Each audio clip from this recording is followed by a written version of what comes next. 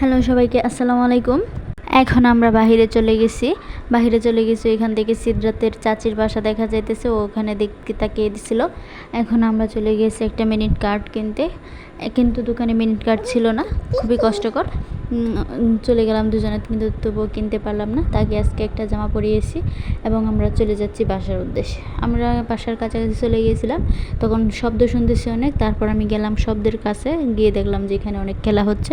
যেহেতু ইন্টারনেট নাই, সেহেতু যেই 90 দশকের যেই খেলাগুলো, সেই খেলাগুলো এখন আমার কাছে অনেকগুলাই আছে। সবগুলোই ভিডিও করে রাখছিলাম, কিন্তু নেটওয়ার্কের কারণে ছাড়তে পারতেছিলাম না। তারপর আমরা খেলা দেখতে চলে গেছিলাম। আমরা খেলা দেখতেছি। এই খেলাটা হচ্ছে জুতা চুরি করা, জুতা চুরি খেলা। এই খেলাগুলো আমি ছোটোবেলায় খেলছিলাম, আমিও খেলছিলাম। আমার কাছে অনেক ভালো লাগেছিল এবং তারাও খেলছিল, সেটা দেখেও ভালো লাগছিল। অনেক দর্শক ছিল। এই তো একজন খেলা জুতো চুরি করতে চলে গেছে। এখানে আসলে হচ্ছে 16 সিতে খেলা, সব কিছুতেই হচ্ছে তারা মারামারি ধরাধরি শুরু করছে, যে সে হয়তো দমটা ছেড়ে দিছিল। এটা হচ্ছে দমের খেলা। এখন এই আপুটা যাবে, এই আপুটা খেলতে যাবে।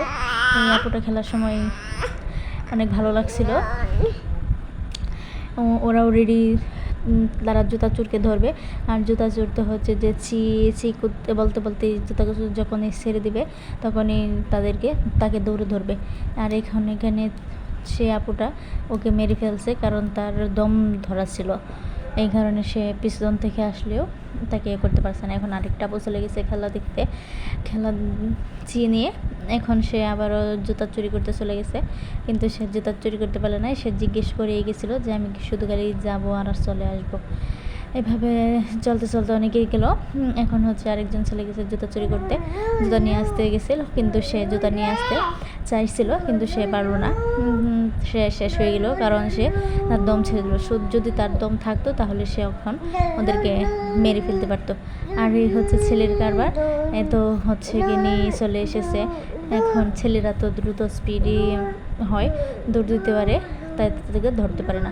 এখন হচ্ছে আরেকজন চলে গেছে, সেও একটা জুতো নিয়ে এসেছে, কিন্তু সেও মারা গেছে মানে হচ্ছে এখান থেকে বাচ্চাটা মানে চলে এসেছে। এখন হচ্ছে আবার ওই আপুটা হলুদ আপুটা গেছিলো খেলা দেখতে। আসলে খেলাটা দেখতে খুবই মজার ছিল, অনেক মানুষ ছিল। আর আমার মেয়ে তো বারবার খেলার সামনেই চলে যাচ্ছিলো। অবশেষে আমরা এখন সেই খেলাটা দেখতেছিলাম আর উপভোগ করতেছিলাম। এখানে আরও অনেক মানুষজন ছিল, যারা সবাই খেলা উপভোগ করতেছিল।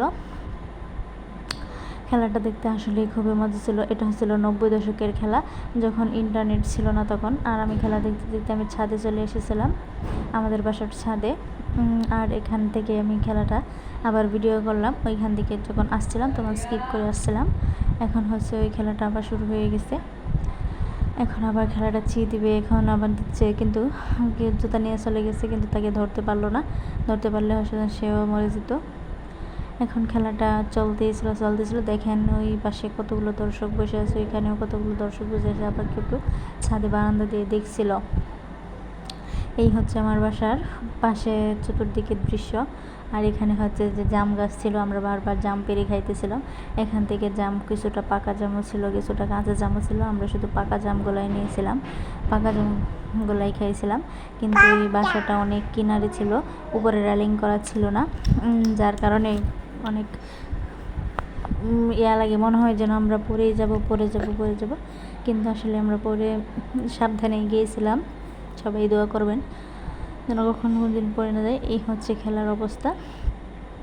ওই দলগুলা হলুদ জামা পরানো ওই আপুর দলগুলা গেম দিতে পারলো না, তাই তারা আবার দল চেঞ্জ করলো, তাদের পাটকে দিল। মানে আমরা পাটকেই বলতাম ছোটোবেলা। এই